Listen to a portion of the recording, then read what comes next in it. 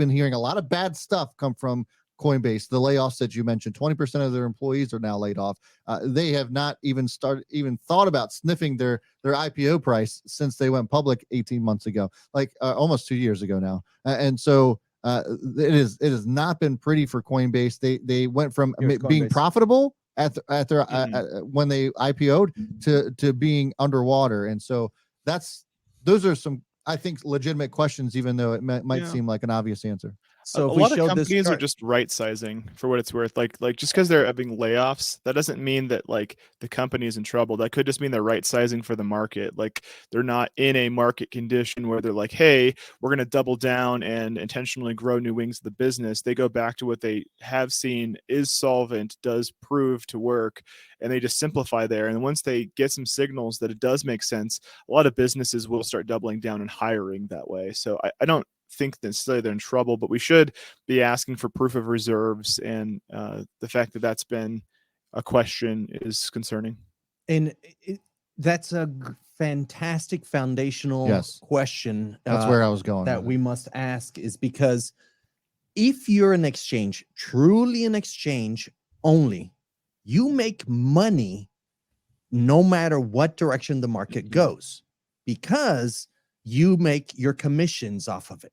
Trading when fees. You start trading volume. So then that's the big problem with Coinbase is that trading volume has been in the shitter. I mean, that's why Robinhood is also in the shitter, and we're seeing a lot of that happen. So that's, I think, a huge question that needs to be answered. And to what you were talking about, Brandon, proof of reserves is that, you know, as they've been continually losing money over the last year or better, you know, do they have enough to continue to get them through whatever bear market we're going to get through? Mm-hmm. Yeah.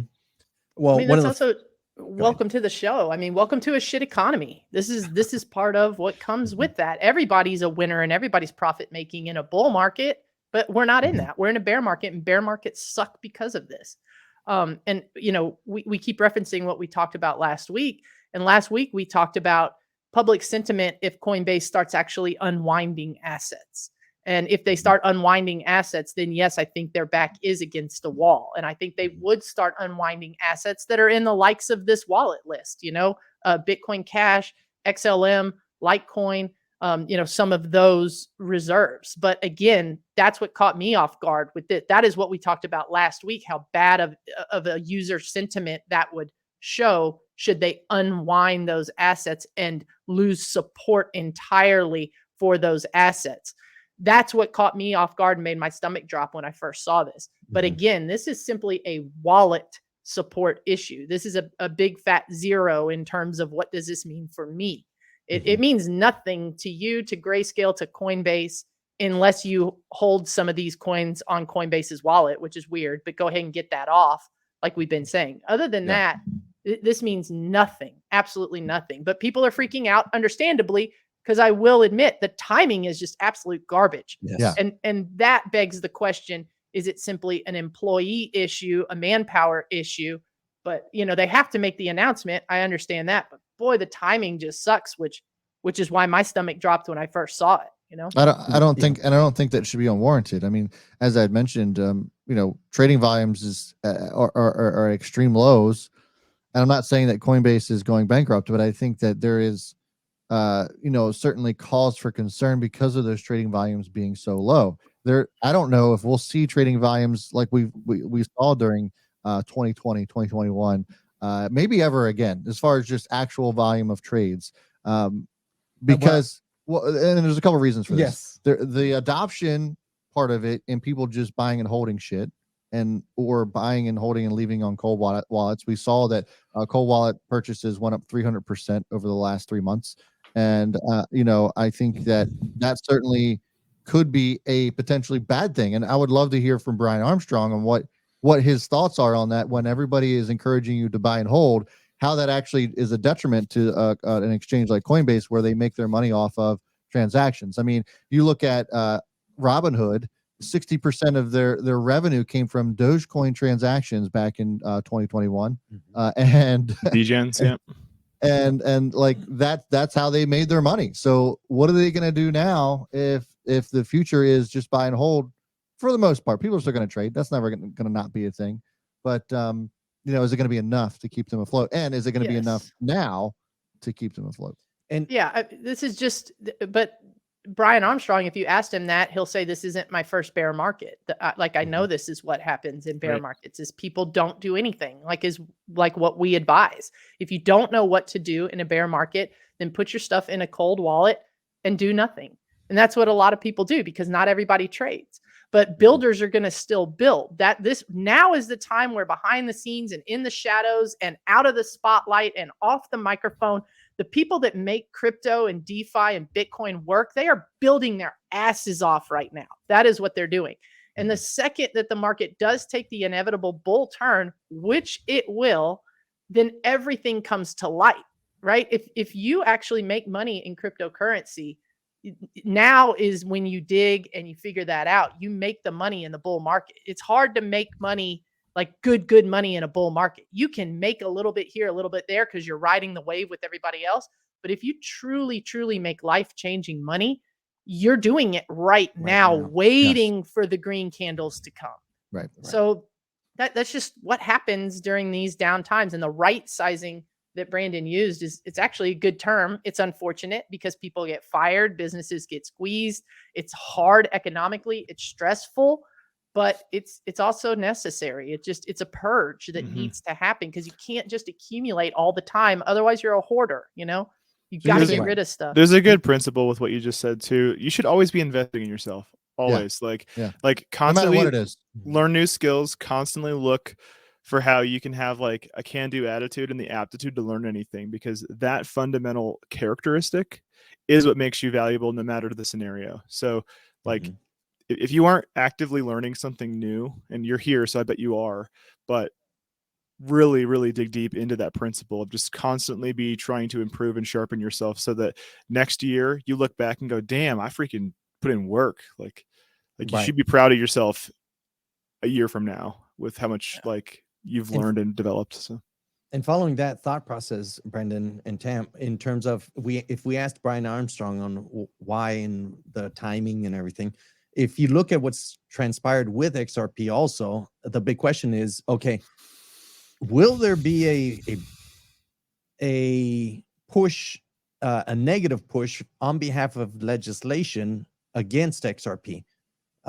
coming up with this new legislation that's supposed to be coming up? What do they know that we don't know about? One, of course, trading volume is low, XLM and the others that were affected, BCH, which we all knew was a scam from the beginning. And all these other questionable ones. XLM, although it was IBM, if I recall right. Stellar Lumens is stupid fast. It's so fast. And that was IBM's response to the industry of blockchain, where they were going to use it as their blockchain settlement chain for the corporations they serve, instead of using Bitcoin or Ethereum or anyone else. It's kind of similar to Dogecoin when it comes to like token economics. So. Correct. So if you look at it from a builder's perspective, because you got to give it to Brian Armstrong, he's been building since for almost the inception of under legislation or whatever was available under U.S. regulatory system, and they've gotten fined. And you've seen a lot of the stuff that usually happens in new industries. So this one, the volume dropping, and then removing the stuff that would divert their attention. I saw a post earlier in the chat where they mentioned Coinbase wallet is a hot wallet by Salt and Pepper, designed to be used. I love it. To be used with a Coinbase Visa card. So now imagine if you still allowed transactions on Visa card to pull out of those low volume tokens, it's a burden on the engineering and your infrastructure operational costs. On top of that, the competition. So Fidelity, now you're going to be able to get Bitcoin and all these others. So it's siphoning a lot of the market share they used to control. Right. So I feel it's a sign of legislation's coming and also the competition that's coming up, which is good for the market, this industry to be happening. And that would explain why you see this bleeding. The big question is it bleeding enough where Coinbase is going to lose? And that's the question that I'm continually asking. It's not necessarily of they don't know what they're doing. It's Mhm. can they handle the environment that they're in? I understand that Brian Armstrong's covered a lot of or been through a lot of crypto winters, but most of them have been by himself or with a very small group. Now there's a lot more players involved, and so It's true. that and again, Brian Armstrong has done an incredible job. I mean, especially with when he did IPO, it was one of the only IPOs during that IPO craze in 21 that was actually profitable when they went public. Like most of them were not. So there's a lot to like about Coinbase and what Brian Armstrong has done. There's just a lot of concerns as well. Absolutely. Yeah, Coinbase crushed the on-ramp game. Like they really did. They were the first like good onboarding experience. Like they were the ones who got me in finally, because like when I think a lot of people. Me too. I think a lot of people. When you're new and someone's like, "Hey, know your customer, give us your driver's license," that feels weird. That feels like I don't know if I should even do that. Like, this seems like how some people get had by some prince in some foreign country. So like, but I did want to talk about just analyzing, Bcash. I say that because it drives Roger Ver nuts. ETC and XLM. We're going to Bcash. So Bitcoin Cash and Ethereum Classic are both proof of work coins. XLM is proof of stake. So what they all have in common, though, including Ripple, is they are probably securities. And so my guess is because Coinbase, also peripheral news, Coinbase was talking about getting support for XRP. Like we really want to support it, and they asked the SEC. We had covered that in the past. So my guess is they kind of got tipped off either because the SEC wasn't talking or because they give some other guidance and they're like, hey, let's just get into position so this doesn't become a area of risk exposure, because if they've already had to right size the company, they're trying to mitigate risk. They're trying to double down on things they know work. That's what a good business will do. And I'm pretty sure that's what Brian Armstrong's doing here. So